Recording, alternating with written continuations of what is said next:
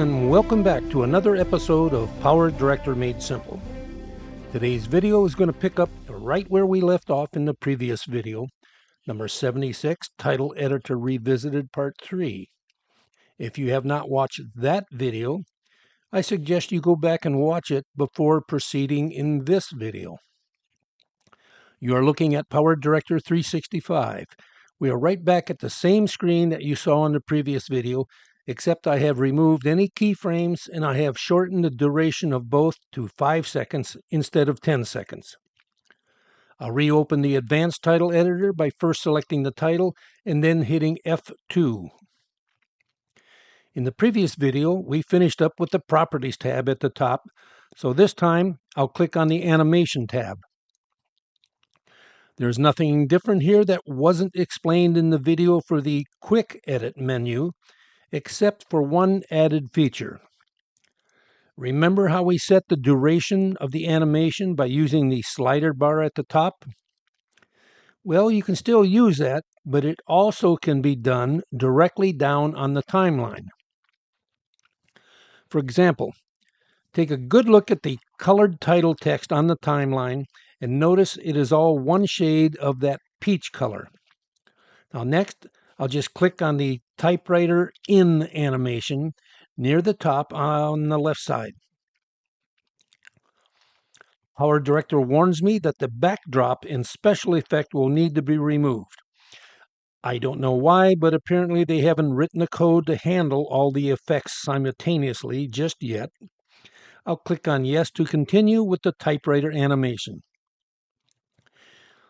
If you notice, the slider bar at the top indicates the usual 1-second animation. But now look down at that colored title text on the timeline and notice the first 1 second is now colored a darker shade of that peach color. If you hover your mouse over it, it says Typewriter. I can increase the duration of the animation using two different ways.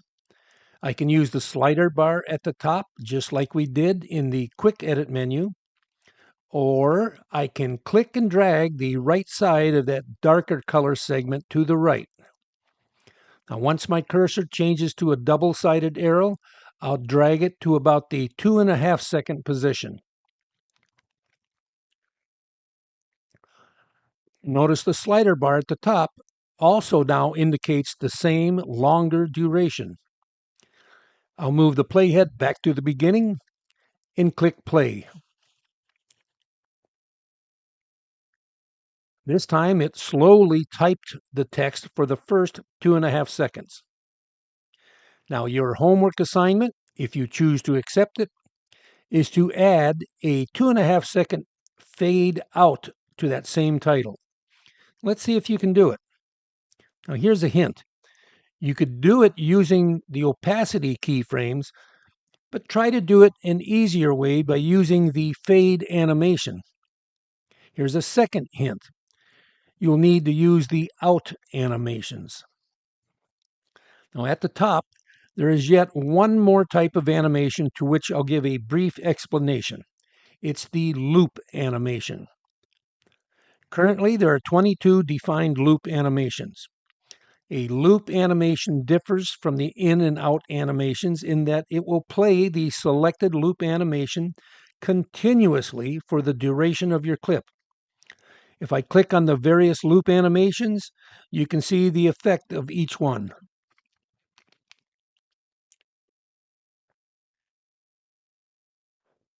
That's all there is to them. There are no other controls that can be set. So finally, I can close out the Advanced Title Editor. Wait, let's not be so quick here. Take a close look at the preview window and notice those two icons hiding in the upper right corner. The first says Insert Title, while the other has to do with aligning objects. If I click the down arrow of the alignment icon, I have some choices of aligning to the horizontal center, the vertical center, left, right, top, or bottom. But what if I wanted the title to be aligned horizontally and vertically at the same time?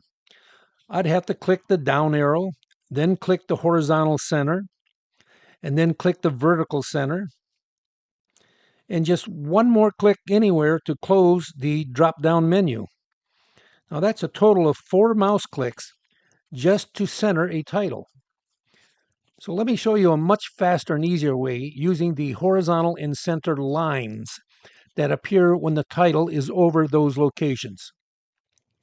First, I'll move the title anywhere off center for now, and then I'm going to make sure to enable the Snap to Reference Lines option in the small little grid icon. Then all I need to do is to click once to grab the object with the cursor and then move it towards the center until both the vertical and horizontal lines run right through the middle. This time, all it took was a total of 1 mouse click to move and center the title. I can do the same with the left side or the right side,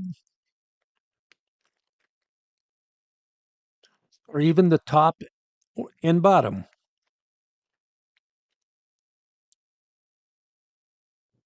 Now, what about that other icon at the top?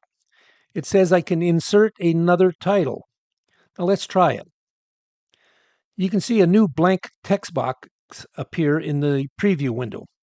I'm going to enter some text in that says, "I'm from France."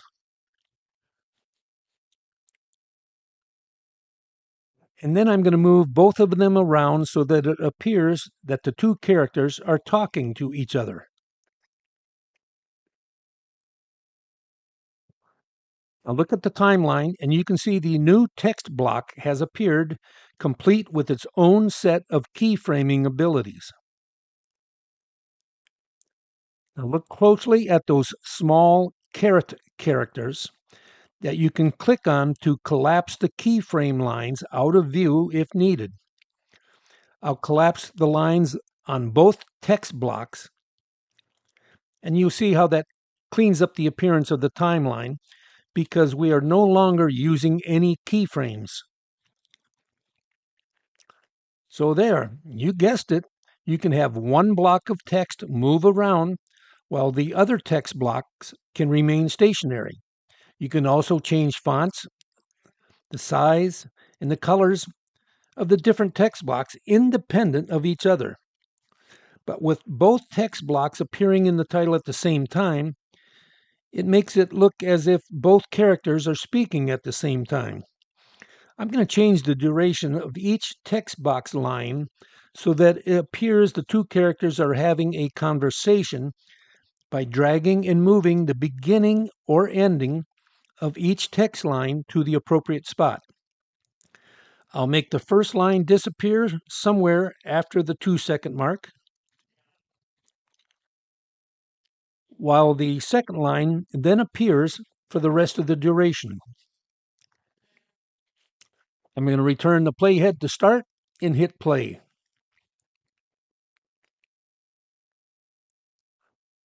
Here is a real-life example showing how multiple text blocks can appear all in just one title. You are looking at the complete lyrics from the song Green Door that was recently shown at the ending of my video number 73. When I hit play on this one title, you can see that each text block contains the words for just one verse. And each block appears using the typewriter animation that is timed to end when the singing of that verse is actually over with.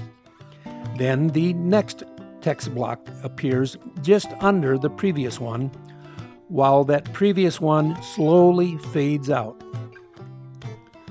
So now you know there was a reason for me playing those songs and showing the lyrics at the end in those previous videos. It was all an introduction to these most recent videos about title editing. There is a method to my madness after all. Now, coming up in the next video, we're going to finally finish up with everything in the advanced title editor, I promise.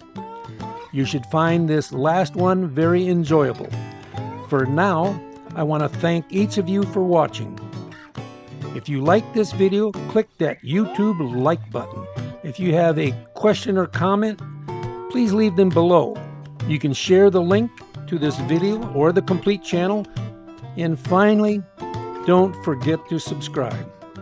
I got my last check from YouTube, and based on the total subscriptions, the likes, and a whole bunch of other things, that check for 39 cents was my total monthly earnings. Set 'em up, Joe. Drinks on the house.